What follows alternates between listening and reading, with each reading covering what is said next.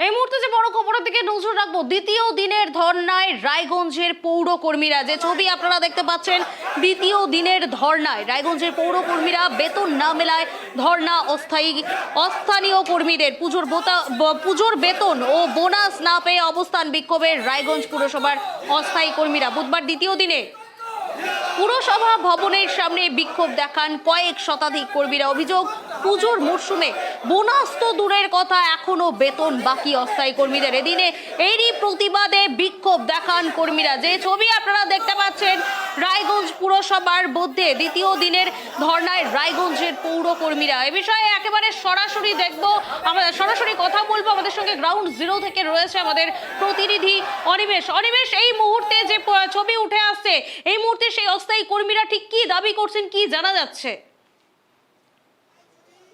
দেখো সবই তোমাকে প্রথমে বলি, আমরা কালকেও দেখেছিলাম যে রায়গঞ্জ পৌরসভার যারা অস্থায়ী কর্মীরা রয়েছে, প্রায় 800 কর্মী রয়েছে, তাদেরকে কিন্তু এখনো বেতন এবং কিন্তু বোনাস তাদেরকে দেওয়া হয়নি। সেই দাবিতে কিন্তু কাল সকাল থেকে কিন্তু সন্ধ্যে 7টা পর্যন্ত তারা বিক্ষোভ দেখেছিলেন এবং এফওকে ঘেরাও করে রেখেছিল। তাদের একটাই দাবি ছিল, আর মাত্র 4 দিন বাকি রয়েছে পুজোর 4 দিন বাকি রয়েছে পুজো, কিন্তু তাদেরকে এখনো বোনাস এবং বেতন দেওয়া হয়নি। তার প্রতিবাদে কিন্তু রায়গঞ্জ পৌরসভায় বিক্ষোভ দেখাচ্ছে। আজ তার দ্বিতীয় দিন, কালকে সন্ধ্যায় কিন্তু প্রতিশ্রুতি দেওয়া হয়েছিল যে রাতের মধ্যে তাদের অ্যাকাউন্টে অন্তত বেতনটা ঢুকবে। এখনো পর্যন্ত তাদের কোনো বেতন ঢুকেনি, তাই তারা ক্ষোভে ফেটে পড়েছেন।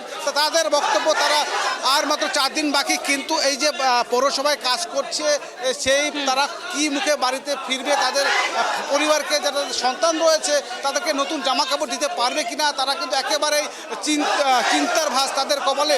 কিন্তু তাদের একেবারে ক্ষোভে ফেটছে। তাদের অভিযোগ যে পৌরসভার একাংশদেরকে বেতন দেওয়া হলো, কিন্তু তাহলে এরা কি অন্যায় করেছে, এদেরকে কেন বেতন দেওয়া হচ্ছে না, সেই প্রতিবাদে জানানো হচ্ছে।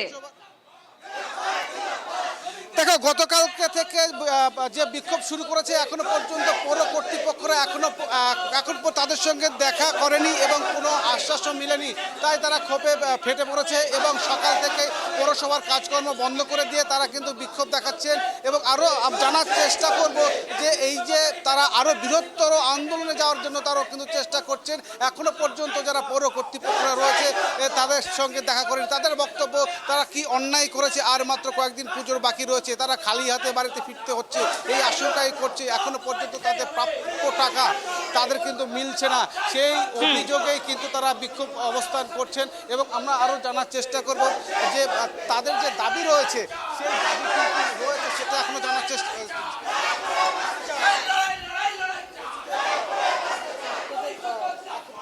কালকে থেকেও আপনারা আন্দোলন করছেন, এখন পর্যন্ত আমাদের কোনো আশ্বাস মেলেনি।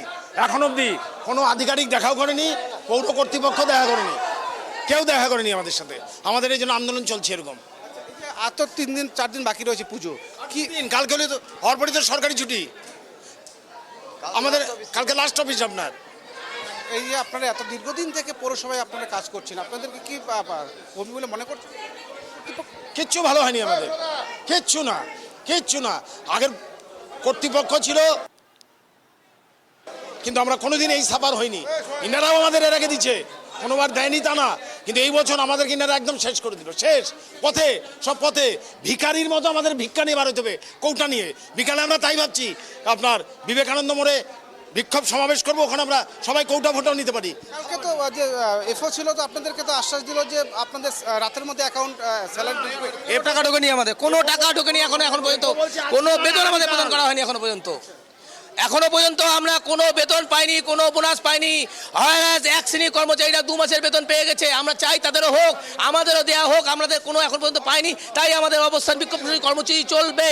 আমরা যতক্ষণ পর্যন্ত না পাবো আমাদের 2 মাসের বেতন আর বোনাস, এই কর্মসূচি আমাদের নেওয়া হয়েছে। বিভিন্ন জায়গায় যে কর্মসূচি 3টা-4টার পর থেকে আমরা অবস্থান বিক্ষোভ কর্মসূচি রাজপথে করব, সেই কর্মসূচি আমাদের তৈরি হচ্ছে। আমরা সেই বিক্ষোভ কর্মসূচিতে যেতে বাধ্য হচ্ছি আজকে, যেহেতু আমাদের এখন পর্যন্ত হলো আমরা বেতন পাইনি, বোনাস পাইনি। আমাদের ঘর সংসার পরিবার আছে, আমাদের দাবি ন্যায্য দাবি, আমরা অন্যায্য কোনো দাবি করছি না। আমরা বলেছিলাম যে আমাদের কাছ থেকে যে সময় চেয়েছিল আমরা দিয়েছি, কিন্তু এখন পর্যন্ত আমরা আমাদের অ্যাকাউন্টে 1টা মাসেরও বেতন পাইনি। তাই আমরা আমাদের অবস্থান কর্মসূচিতে একদম অবস্থান বিক্ষোভ করতে বাধ্য হয়েছি। এত বছর ধরে কাজ করছেন, সামনে পুজো, পরিবার সন্তানরা কি, হ্যাঁ পরিবার সন্তানরা কি? আমরা বলার ভাষা পাচ্ছি না তো, সন্তানকে কোনো আশ্বাস দেওয়ার জায়গাতে আমরা নেই, আমাদের পকেটে পয়সা নেই, আমরা তাদেরকে নতুন জামা কাপড় দিতে পারিনি এখনো পর্যন্ত। পরিবার সংসার চালানোর জন্য যে চাল ডাল কেনার পয়সা সেটাও আমাদের পর্যন্ত নাই। 3 মাস প্রায় অতিক্রান্ত, এই আজকাল কাল শেষ হয়ে গেলে 3 মাস হয়ে যাবে, আমরা একটা মাসের বেতন পাই। আমরা সংসারটা কীভাবে চালাবো? আমাদের অবস্থা খুবই খারাপ। আমরা 3টার পর থেকে রাজপথে নামতে আমরা বাধ্য হবো যদি আমরা আমাদের বেতন বোনাস না পাই। বলছি সৌমি, তোমাকে আরও জানানোর চেষ্টা করছি, এরা কিন্তু ধীরে ধীরে আন্দোলনের পথ কিন্তু আরও বেছে নিচ্ছে।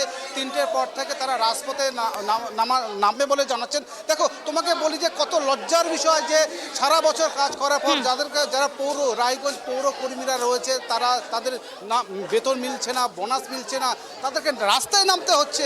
সেরকমই কিন্তু তারা সিদ্ধান্ত নিচ্ছে। তাদের দাবি গতকাল থেকে তারা প্রশাসনের কাছে, পৌর বোর্ডের কাছে তারা দাবি করছে অন্তত তাদের বেতনটা দেওয়া হোক। পুজো রয়েছে, তাদেরকে নতুন জামা কাপড়।